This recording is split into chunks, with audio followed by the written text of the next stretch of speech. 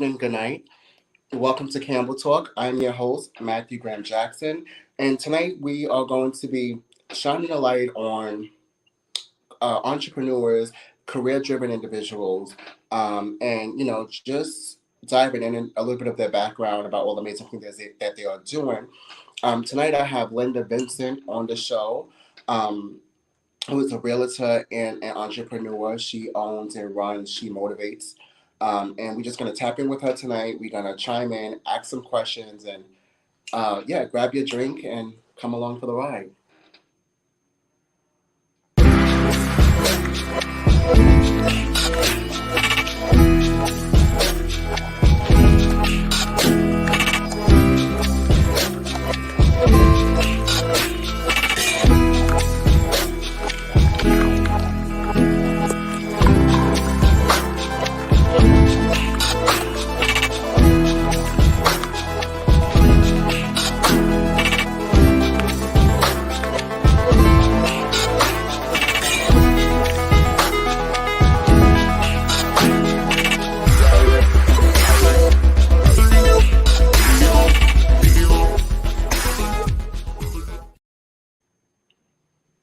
Hello. Good night. Hey, good night. How are you? I'm fine. How are you? I am well. So, ladies and gentlemen, like I mentioned in my intro, we have Miss Linda Vincent here tonight. Author, speaker, entrepreneur. Um, Before I tell your story, I'll let you introduce yourself to the people. Hi, everyone. My name is Linda. I am. My name is Linda Vincent, aka She Motivates. I am an author, speaker, and entrepreneur. Um, yeah, that's who I am, and a mom of two amazing sons, teenager Dylan and Jeremy. Okay. Yes. I love the feminine energy in here tonight. Um, Boss babes, power mom, just like I don't even know where to start because you do so much. And um, yeah, I don't even know where to begin. But being a mom, I mean a boss mom, so we're gonna tap into all of that. Um, so let's get started. So yeah, so where did She Motivate come from? Like what inspired you to create She Motivates? 1 minute.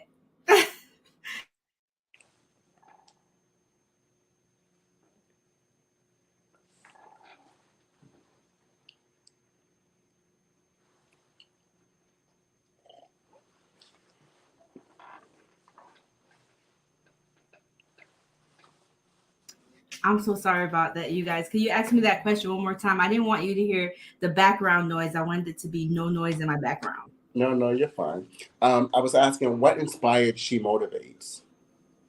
Well, She Motivates was birthed through a place of pain for me. I went through a divorce, I think about 7 years ago, almost 8 years ago. And that was a traumatic event for me in my life. I thought at the time that was one of the biggest traumatic events. And I created a vision board shortly after because I wanted to change my life. And in creating that vision board, one of the things that came to me was the name She Motivates. After I created my vision board and I accomplished everything on it, I wanted to show other people how to change their life after going through a traumatic event or losing someone that you love, or just at a point of, if you're at a point of your life where you kind of feel a little bit lost. I wanted to show people how I changed my entire life. And so I thought to myself, well, if I were to create a stage name or a name that someone could call me, what would it be? And I'm like, well, I'm constantly motivating my friends and my family. So why not call myself She Motivates? So when you think of me, you think of someone who motivates you to just accomplish and become everything that I believe that, or you believe that God designed you to become. Wow. Okay.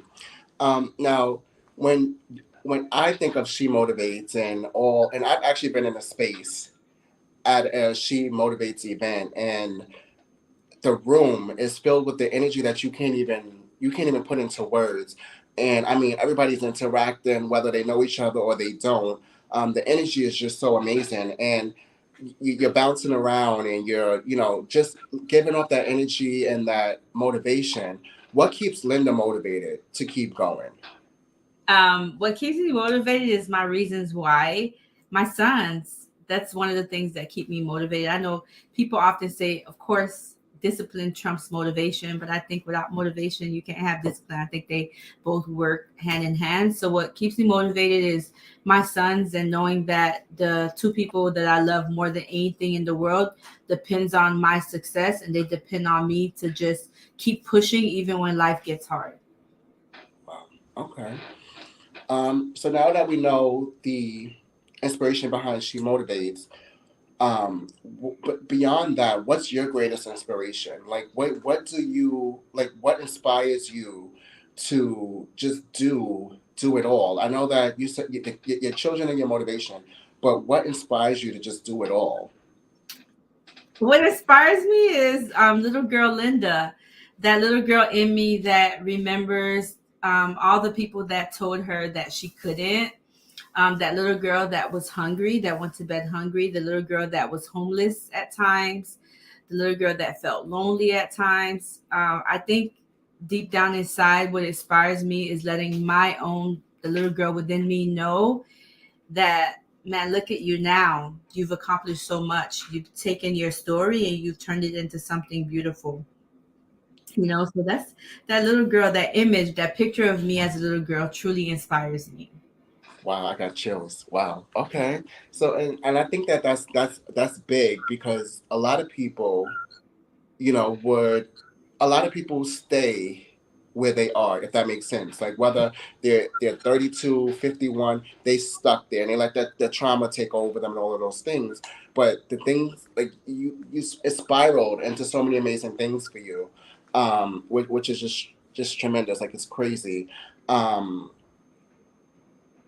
with starting She Motivates and being the mastermind and putting all of these events together and just motivating them all, what would you say have been like the biggest challenge in becoming an entrepreneur and starting your business, and if any? I think the biggest challenge for me has just been honestly finding honest people to work with or to teach me.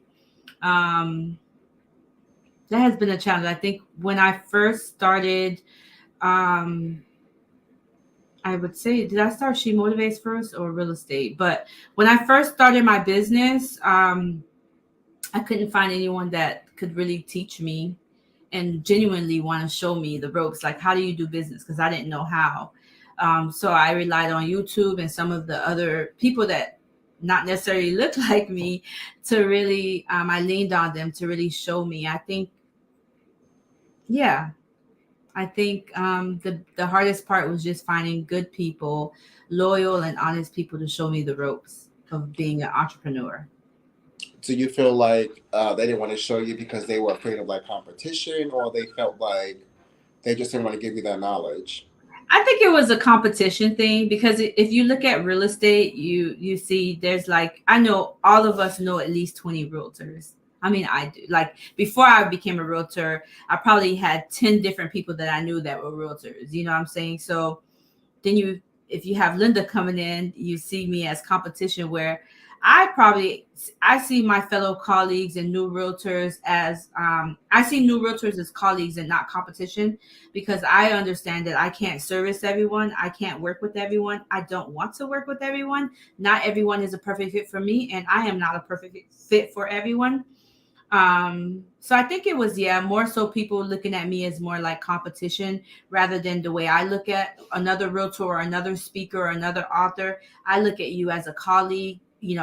I look to you for advice a lot, or I just think it was a competition thing, which it's not really, because like I said, I can't work with everyone.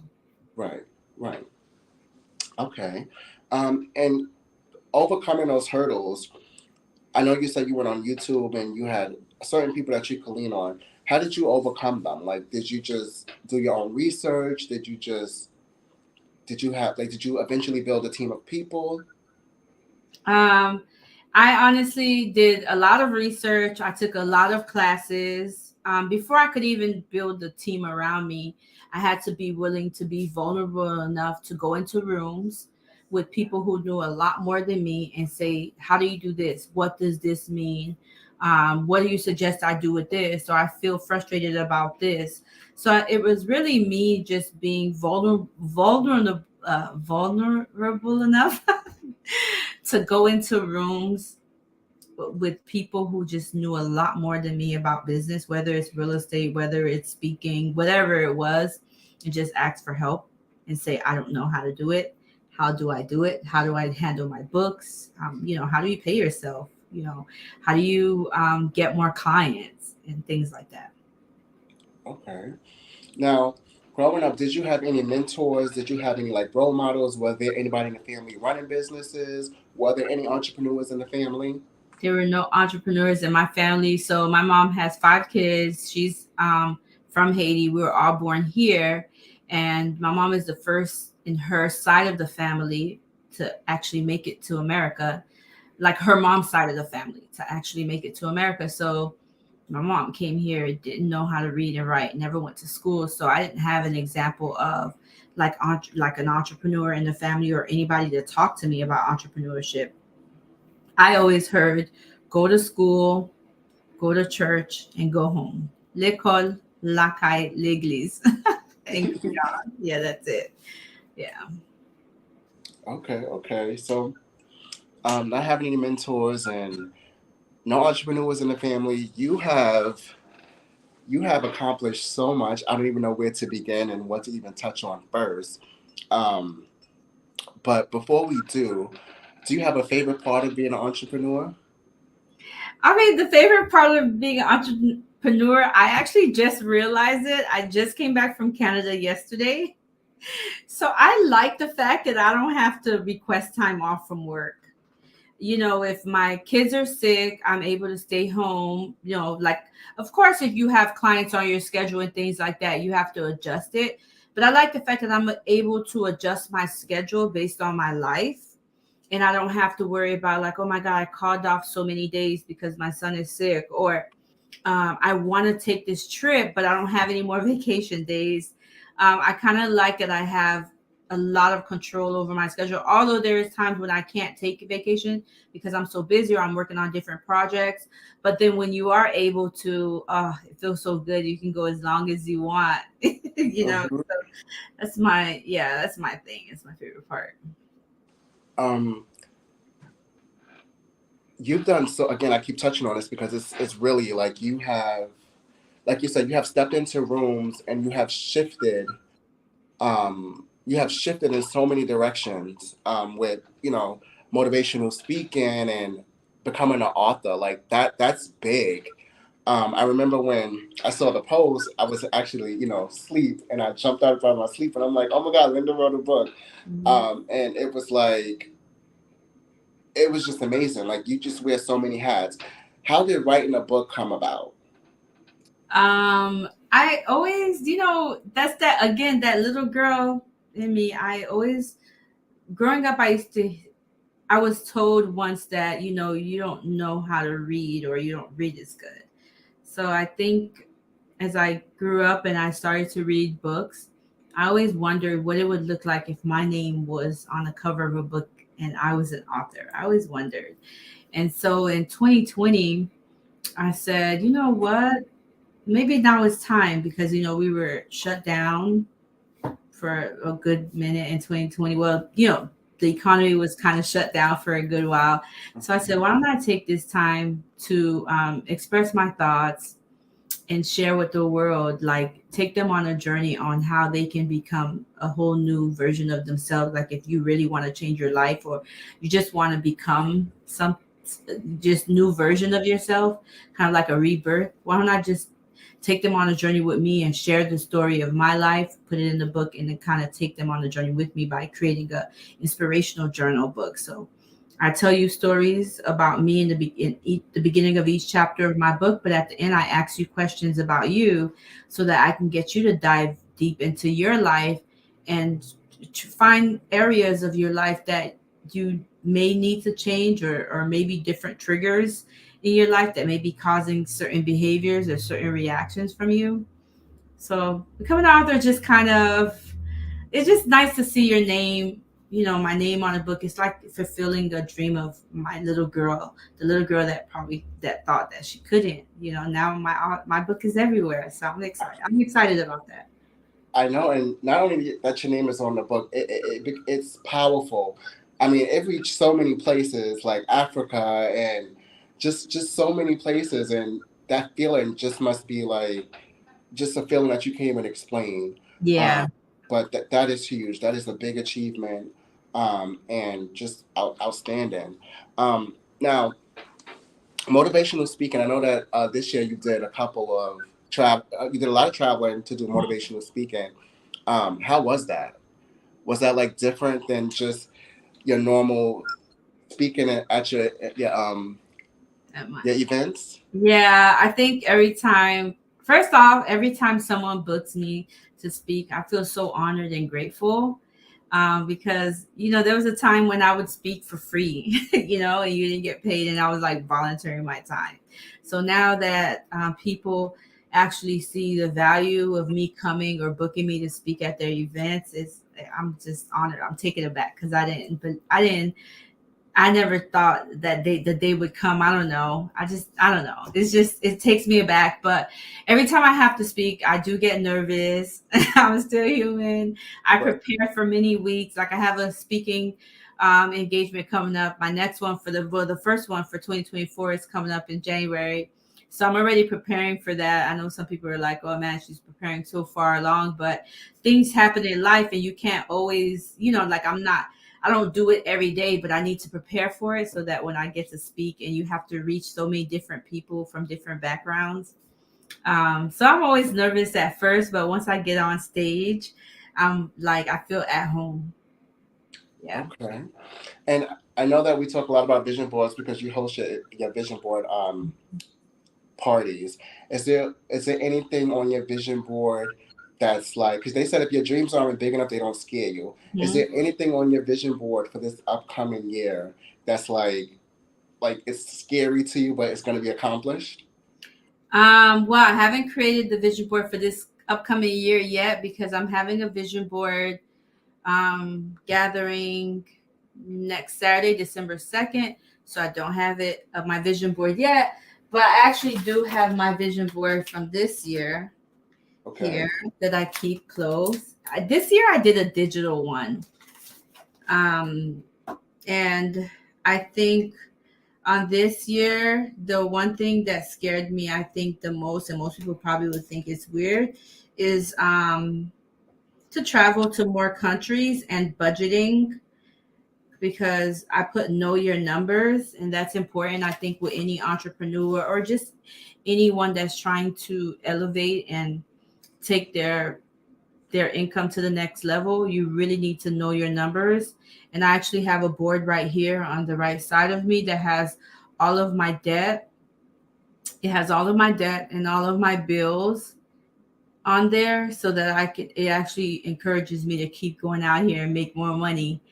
So I think Absolutely. the thing that scared me the most is not, it's really knowing your numbers. And when I say know your numbers, I mean know every time you spend money on coffee. Like I'm talking about even the little things, because those little bills, those little expenses add up to big expenses. So I think this year that was one of the things that scared me because I had to actually sit down and be honest with myself and look at my budget and look at my bank statements and look at my credit card statements and say, okay, this is where you are. And look at all of all of my debt and say, this is where you are. And this is where you need to be. And this is what you need to cut out in order to get there.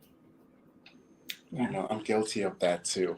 Um, but before I go into the next question, I would just like to pause and let everyone know that tonight's show is sponsored by Campbell Health Solutions.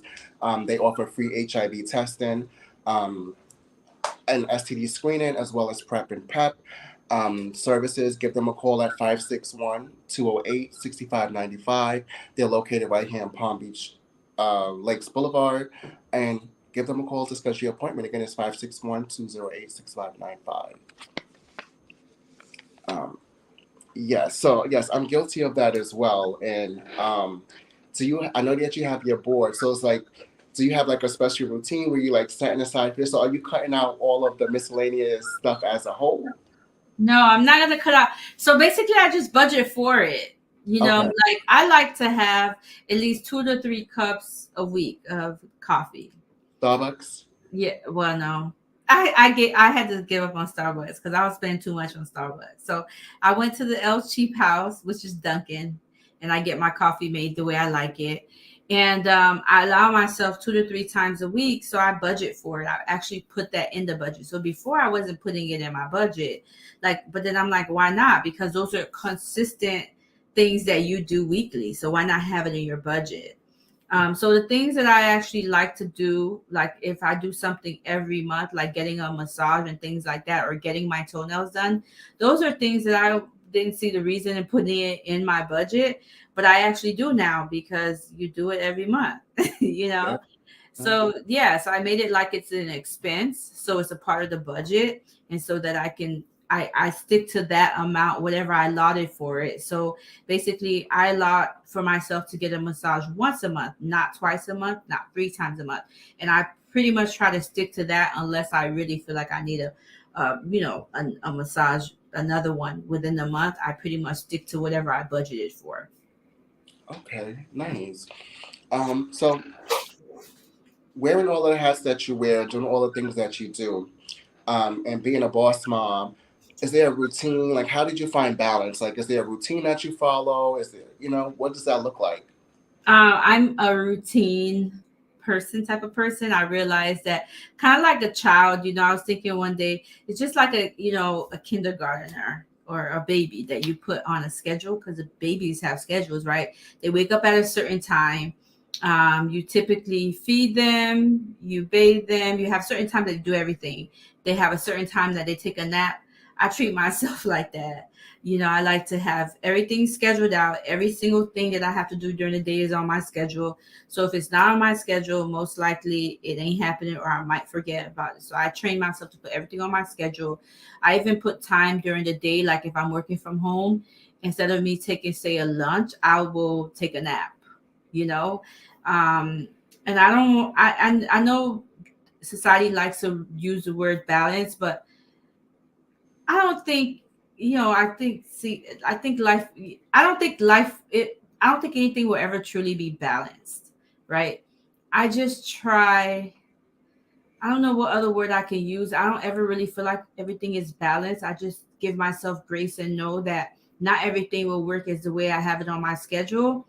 But as long as I get the most important things accomplished during the day, then the things that I can't, I just kind of roll it over, and I just make it work for my life, like handling my personal schedule for Linda, handling my kids' schedule, handling their school schedule, handling my clients, handling everything that I have to handle. I just tell myself, put it on your schedule, give yourself grace if it doesn't get done. If you have to reschedule with someone, then reschedule. I try not to. I absolutely try not to overbook myself, but things happen. So yeah, I don't want to say, because I feel like even when I think of life as balanced, like this week is not, it's a little unbalanced. So I Oh, don't know. I just give myself grace. okay.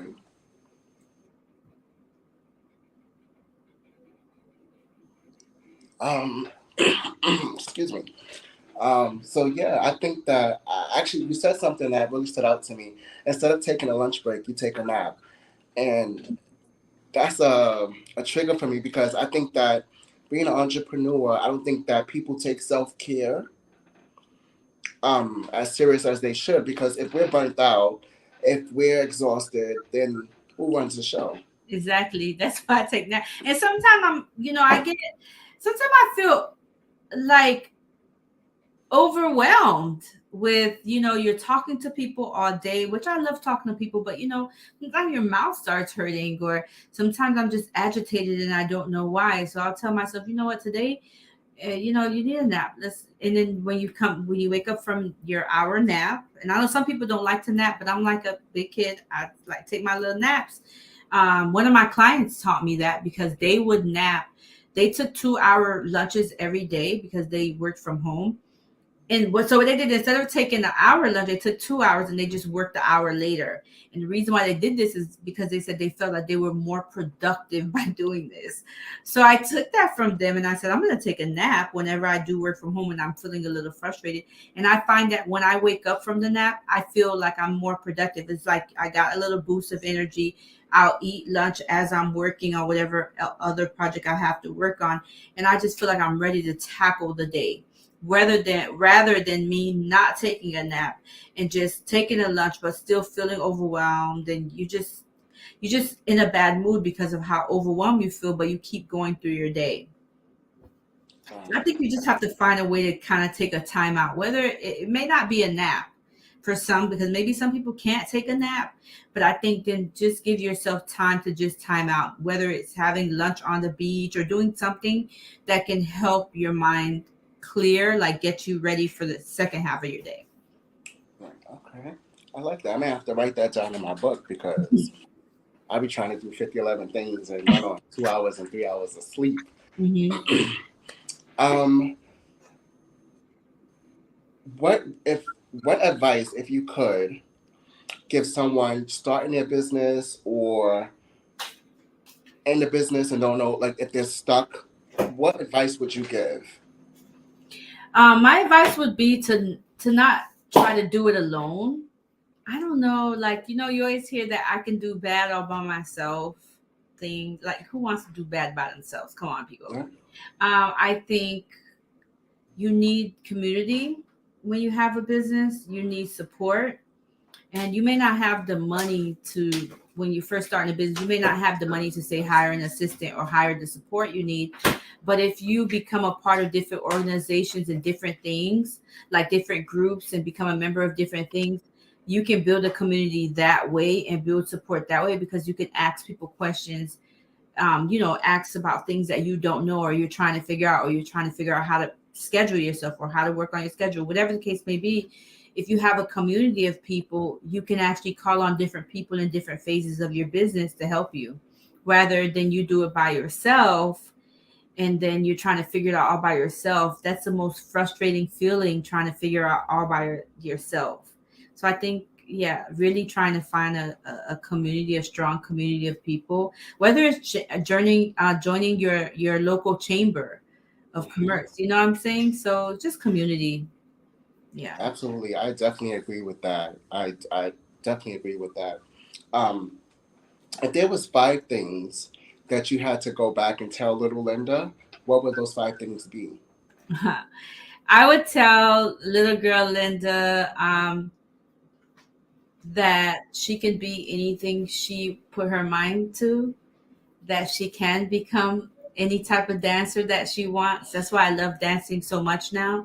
People don't get it, but it's because I always loved ballet growing up, but I never really saw many black ballerinas, or I didn't think it was possible. I always loved hip hop dancing, so I find myself dancing now.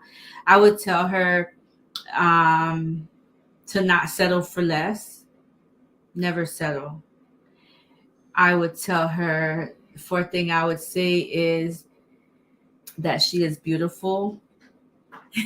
And the fifth thing I would say is to travel the world before you have children.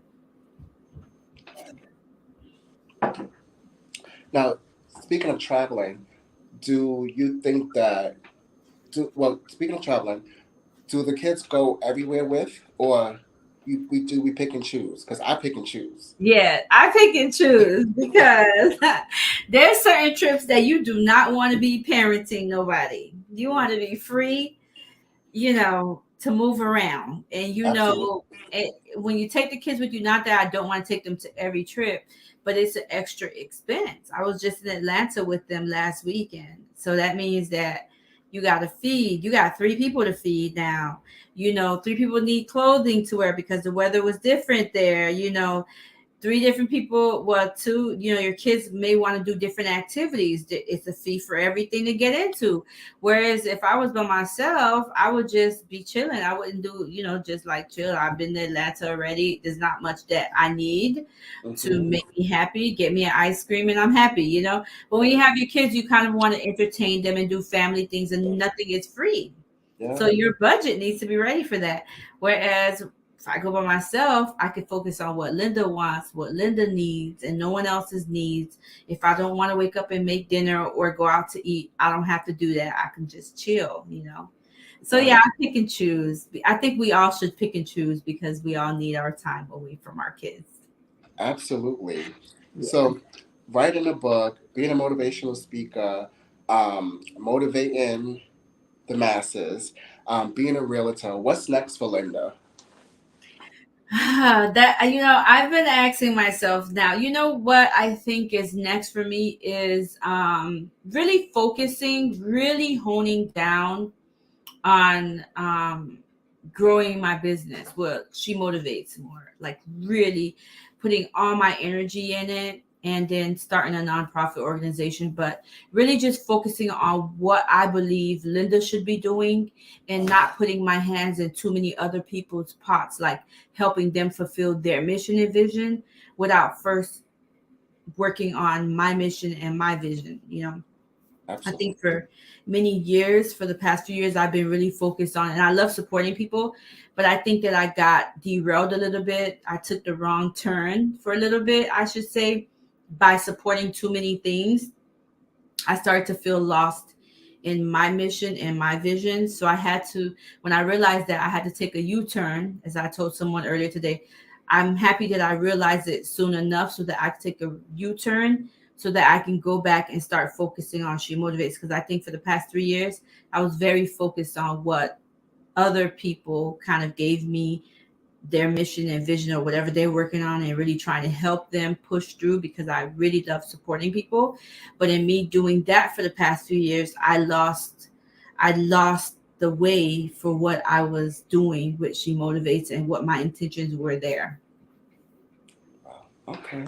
Now, will there be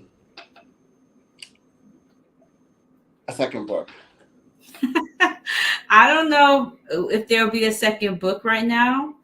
Who knows what the future holds. I know right now in this immediate moment, no, I won't be writing another book.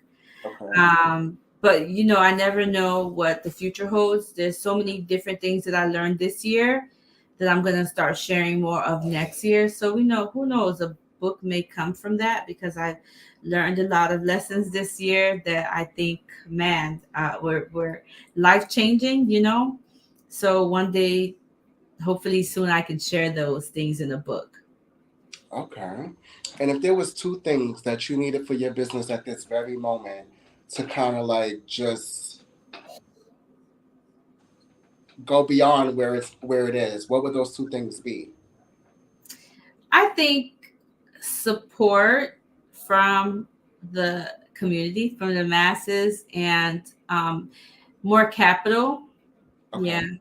But I think support is always number one. Even, I always tell people, when you, even if you don't have financial, you can't give financial support to an entrepreneur, especially small business, small minority owned businesses, you can share a post. Sharing doesn't cost you anything. The same way we share, Beyonce came out with the perfume. I know you probably got it too. um Same way we share those things, people that we don't know, the stars that we don't know, but we feel like we know them and we love them. That same energy that we give to those people that we don't know, that we just love because they have the marketing dollars to put their faces on everywhere you can imagine to make you fall in love with them. I think if we put that same energy in supporting the people that are right in front of us, the small business owners that are trying to do some things, I think that would really help them to continue to grow, and to um and as they grow, it helps their community. Because, as like, I always think about, I could use Beyonce as an example, because, and even Janet Jackson. Actually, I could use Janet Jackson, because I remember seeing Janet Jackson and seeing she looks like me, thinking she looks like me. She's a black woman, you know. And I saw her dancing, and I said, I can do that one day, you know. So what's the word they use? Representation really does matter. I never thought it does, but it does. So I think the more we support people that look like us, we help them grow. It really grows our community, and it helps Mhm. our community, because other little girl Lindas will grow up and see, oh wow, Linda's doing that, and I really want to do that. Yeah. Wow. Okay. Um, we spoke about your vision board party coming up this Saturday. Where is that going to be held? So it's going to be in Plantation. The information is on my website. It's going to be in Plantation on December 2nd from 11:30 to 4. And the information, and Campbell Health Solution is one of our sponsors. So we are grateful for you all for sponsoring us too. Okay. And if the people wanted to reach out to you for to book you for speaking engagements, to purchase your book, to come to your events, where would they find you? So everything is on my website. I promise you it's there. You can follow, it's www.shemotivates.me. And you can find me at shemotivates.me on Instagram. You can find my book, A Whole New You, on my website as well. If you click on, there's a link on my website, you click on it, you can get the book, or you can go on Amazon or Target or anywhere books are sold, and you can put in A Whole New You by Linda Vincent, and the book will come up. Wow. Notice that she said you can buy it on her website, shemotivates.me, Amazon, and Target. Wow. That's beyond me. Mm-hmm. Um, well, I appreciate you being here tonight. It was a pleasure. It's always a pleasure. Super, super proud of you, and I look forward to what next year holds. I personally will be there Saturday. And right now, my vision board is mobile. It's in my phone. Last year was as well. But I'm looking forward to getting it down on my board so I can actually take it home and put it on my wall. And yes, so it was a pleasure having you tonight. Do you have any questions for me?